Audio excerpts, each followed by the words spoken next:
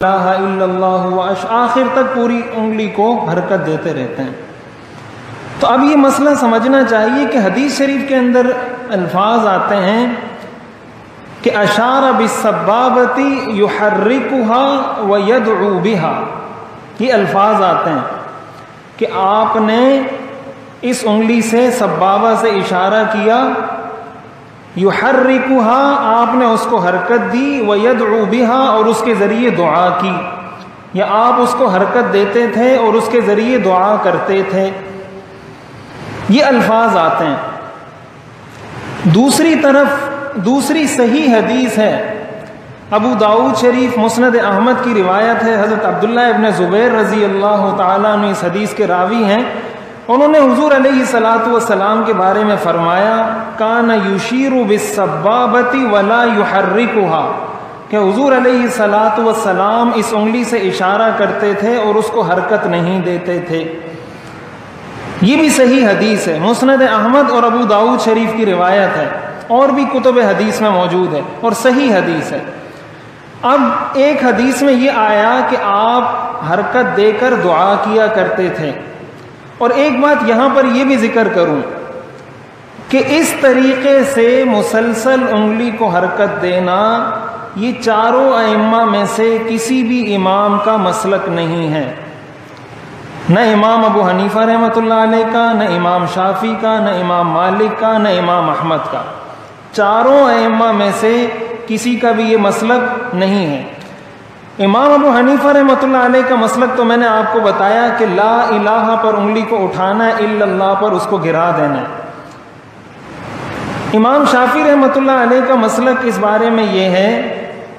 کہ وہ کہتے ہیں کہ الا اللہ پر صرف انگلی اٹھائیں گے، بس اشہد ان لا الہ الا اللہ، یہ ان کا مسلک ہے، اور ان کا مسلک بھی یہ ہے کہ اس کو حرکت نہیں دینی۔ امام ابو حنیفہ رحمۃ اللہ علیہ کا بھی یہی مسلک ہے، امام شافعی رحمۃ اللہ علیہ کا بھی یہی مسلک ہے، امام احمد ابن حنبل رحمۃ اللہ علیہ کا مسلک یہ ہے کہ اس کو صرف لفظ اللہ پر حرکت دینی ہے، اشہد ان لا الہ الا اللہ، بس اللہ کے لفظ پہ حرکت دینی ہے۔ ان کا مسلک بھی یہ ہے کہ انگلی کو حرکت نہیں دینی۔ امام مالک رحمۃ اللہ علیہ کا مسلک ہے کہ اس کو حرکت دیں، لیکن وہ اس کو یوں حرکت دینے کا نہیں کہتے، وہ اس کو کہتے ہیں یوں حرکت دیں جس سے نفی اثبات ہو۔ امام مالک رحمۃ اللہ علیہ کا یہ مسلک ہے کہ انگلی کو اس طریقے سے حرکت دیں،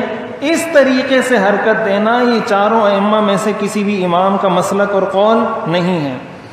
اب سمجھنے کی بات اس میں یہ ہے کہ حدیث میں یہ آتا ہے کان یحرکها ویدعو بها، کہ آپ انگلی کو حرکت دیا کرتے تھے اور دعا کیا کرتے تھے، تو پھر اس کا کیا مطلب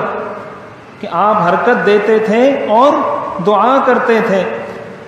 تو فقہاء نے لکھا ہے، یہ جن ائمہ کا میں نے تذکرہ کیا ائمہ ثلاثہ کا یہ مسلک ہے، جن کو جمہور کہا جاتا ہے، یعنی تین ائمہ کا یہ مسلک ہے کہ حرکت نہیں دینی، بالخصوص جب اس کے سامنے ایک حدیث ہے، حضرت عبداللہ ابن زبیر نے فرمایا کہ آپ حرکت نہیں دیتے، تو فقہاء یہ کہتے ہیں کہ جن احادیث میں یہ تذکرہ موجود ہے کہ آپ اس کو حرکت دیتے تھے، اس حرکت سے یہ حرکت مراد ہے، اس حرکت سے یہ حرکت مراد ہے، اور یہ معنی اس کا کیوں لیتے ہیں؟ یہ معنی اس لیے لیتے ہیں کہ حضرت عبداللہ ابن زبیر نے باقاعدہ صراحتاً کہا لا یحرکها، کہ آپ انگلی کو حرکت نہیں دیتے تھے۔ اب دونوں حدیثوں کو جمع کرنا ہے، ایک حدیث میں آیا کہ کرتے تھے، ایک میں آیا کہ نہیں کرتے تھے۔ اب ان کو جمع کرنے کا طریقہ یہ ہے کہ اس طریقے سے تو کرتے تھے لیکن اس طریقے سے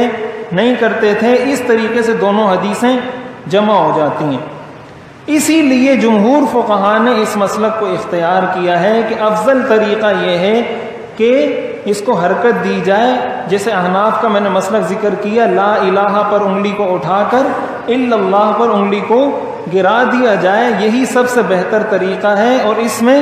دونوں حدیثوں کو جمع بھی کر دیا جاتا ہے۔